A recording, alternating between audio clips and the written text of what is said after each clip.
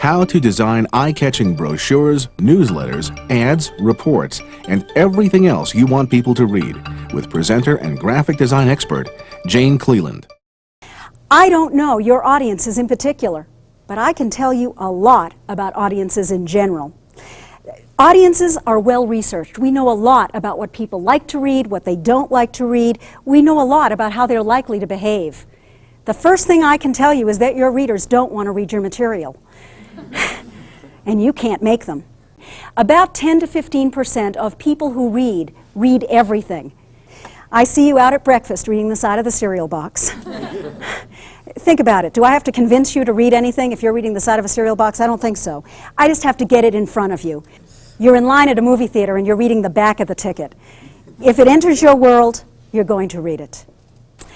Another 10 or 15% of the universe of readers read nothing.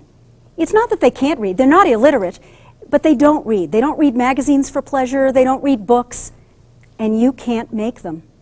Do you notice that we have a bell curve? We have 10 or 15% down this end. They read everything. We have 10 or 15% over here who read nothing. Our job is mostly with this group in the middle, the 70 or 80% where we can have the most impact. We're here to talk about how to create eye-catching brochures, newsletters, ads, reports, and whatever else you want people to read. So what is good design? Good design is design that gets you the results you want. Inherent in this definition are two variables: what's your objective and who is your audience. Many of you are here because of a technical revolution called desktop publishing. You have the highest of the high-end equipment available to you. We're not going to talk about any particular tool. We're here to talk about good design. Remember, at this stage, you have 90 seconds. That allows you some time to invite your reader in. We know where your reader is likely to go first and how long they're going to stay there and where they're going to go next and the like. I want to tell you about some research that demonstrates this. I think you'll find this very interesting. They hook people up to goggles connected to video cameras. They project images on a screen and they tape where the eye goes first and where it goes second, how long it stays, wherever it's going. By doing this, we can track, and that's what it's called, eye tracking, we can track what normal syntax is. I want to show you some examples that demonstrate normal syntax. This is one of the most successful pieces that I've seen, and I think it's such a good example. Very simple, two-color job. It's a self-mailer. It's unusual, sized. It's an accordion fold, multiple folds. Let's take a look at the cover of it. Do you see the screen of the word 11? We're using a numbering sequence. Is our numeral distinctive and noticeable? Yeah, you bet. There's the red box. Do you see the tilt? That action, energy? Nice. It's 11 steps to greater success in the magazine business. We're selling books. That's what we're doing. When you open it up, there's a note from the publisher, and then there's book 1. Here are the next two panels. 2, 3, there's a fold, 4, 5. Do you see the symmetry? The numeral, the tilt. The photographs of the product, they're silhouetted. That means we're taking them out of context. There's no background. It's just the product shot itself. Very simple. Here's the back. There's the address panel. Do you see how it's cradled? The label would be cradled in those numerals. Lovely. There was a pharmaceutical company that started a newsletter going to diabetics. They had a choice. They could have decided to go with 2 columns because they could have said to themselves, look, we want to convey the idea of the best medical care, scientific, state-of-the-art, the best. But they didn't. They went with a 3-column grid because what they wanted to convey was relax, it's okay, we're here to help. It's not that one is right and the other's wrong, it's that they're profoundly different. And you convey this image through the decisions you make about the grid. Why would they do that? Put the Q and the A on the upper right. Doesn't it feel a little odd? Most people are more comfortable with it set in the conventional upper left.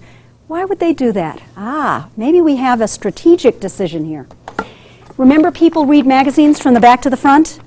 If this is a popular feature, and it is, I'm going to see it very quickly as I'm flipping through and be motivated to pause because I like it. Well, if I pause, I just created some very valuable ad space on the left, didn't I? If I can get my reader to pause there early in the process, I can probably sell this page at a little bit more than I might otherwise. And that's the business magazines are in, of course, is selling ad space. It's good design because it's likely to get us the results we want. It's likely to get our readers to stop there and at least begin reading those questions. Random access says sometimes there are too many options and we want to narrow our search. You're going to pick a word randomly from anything that has common English in it. There are people who actually become quite superstitious. They can only use Tale of Two Cities as their random access book. The reality is that you can use this technique through anything that has words in it, a newspaper, any magazine, for example. What you're going to do is take 4 or 5 seconds and challenge yourself to come up with an idea to achieve your objective for your target audience that makes use of this word you've selected randomly. Now, I'm just going to pick a word and see what we come up with. And the word that I pointed to is tomato. Okay, 4 to 5 seconds. Now, the way I do it is I always repeat the objective and the audience as a way of focusing my energy in the 4 or 5 seconds. So I want to come up with some concept, some idea, some approach for the cover of this annual report for a major industrial company, making use of the theme, technology is our future, and we had a good year, we're going to investors, shareholders, tomato, fresh vegetables, fruit, flour.